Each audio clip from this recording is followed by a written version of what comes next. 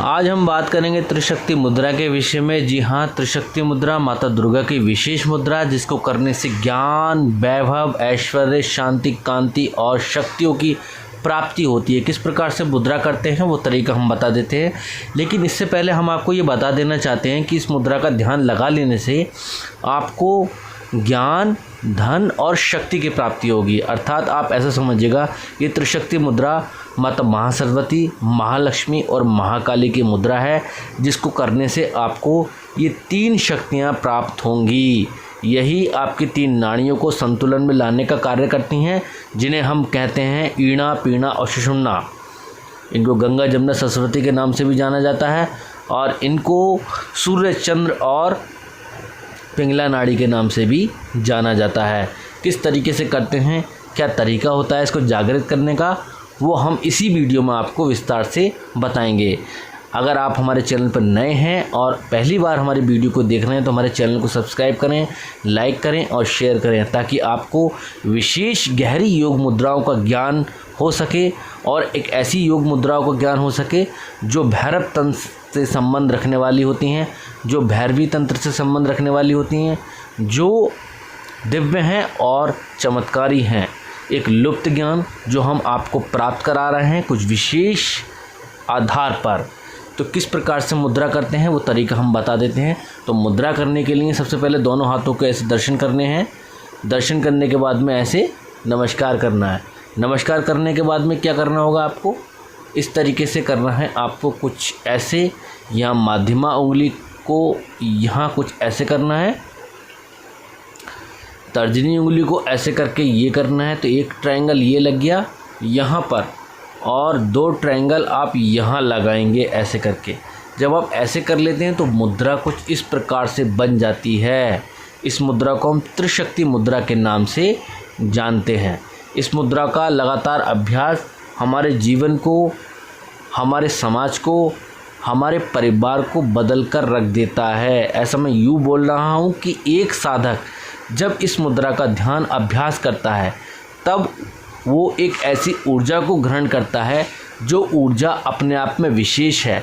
वो अपने साथ साथ अपने परिवार वालों का, अपने समाज वालों का कल्याण करने में भी सफल हो जाता है। साधक के अंदर दिव्य शक्तियाँ आने लगती हैं, उसकी विचारधारा बदल जाती है, परिवर्तन होने लगते हैं नए नए, और उसकी आकांक्षाएं अलग प्रकार से कार्य करती हैं। हमारा जीवन पूर्ण रूप से बदल जाएगा जब हम इस मुद्रा का ध्यान अभ्यास करेंगे। लेकिन ये मुद्रा आसानी से सफल नहीं होती है, ना ही आसानी से सिद्ध होती है। ये उन्हीं साधकों को सिद्ध होती है, उन्हीं साधकों को सफल होती है जो साधक पूर्ण सात्विक होते हैं, जिनका जीवन पूर्ण सात्विक है, जो दूसरों को हिंसात्मक दृष्टिकोण से नहीं देखते हैं, जो दूसरों से सदैव प्रेम करते हैं, प्रेम की अभिलाषा करते हैं और प्रेम के आधार पर ही अपने जीवन को व्यतीत करते हैं।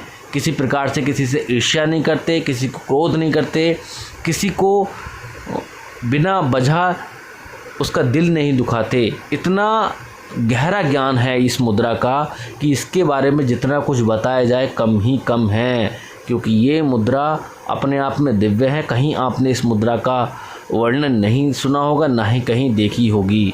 इस मुद्रा से हम अपनी तीनों नाड़ियों को संतुलित कर लेते हैं। अपने तीनों चक्र जिनको हम बोलते हैं, पहला चक्र मूलाधार, दूसरा चक्र स्वादिष्ठान और तीसरा चक्र हमारा मणिपूर्ण। ये तीनों चक्र हमारे विद्वान रहते हैं हमारे नाभि से नीचे की ओर, मध्य की ओर और उससे नीचे की ओर।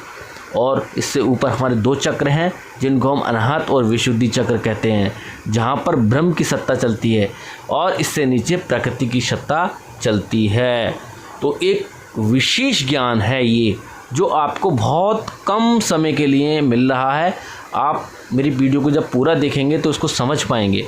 ये मुद्रा आसानी से किसी को सिद्ध नहीं होती है, लेकिन जब किसी को सिद्ध हो जाती है उसके अंदर दिव्य ज्ञान आ जाता है, उसके अंदर धन की प्राप्ति हो जाती है। मतलब धन के, पैसे की तरफ से कभी वो परेशान नहीं होता। सुख, समृद्धि और भौतिक सुखों का जो अभाव होता है उसके जीवन में वो खत्म हो जाता है। और शक्ति इतनी आ जाती है।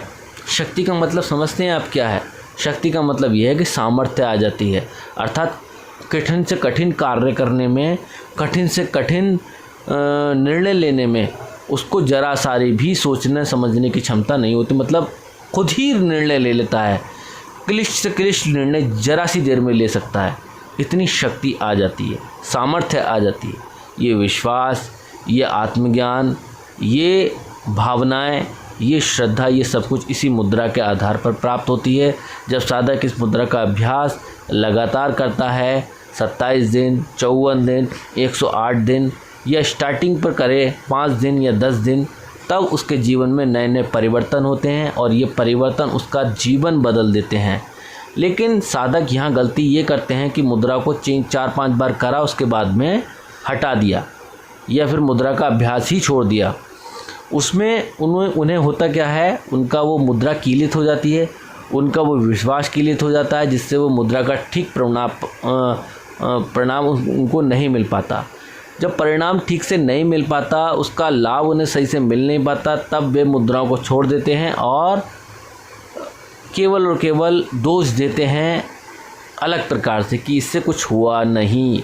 लेकिन जब आप गंभीर रूप से ये सोचेंगे कि ये मुद्रा आपका जीवन बदल सकती है, गंभीर रूप से आप इसको अपनी ज़रूरत समझेंगे और ज़रूरत से इसको करेंगे, अपने शरीर से इसका आकलन करेंगे, मतलब विस्तार करेंगे, संतुलन में लाएंगे, तब आपका जीवन बदलने लगेगा।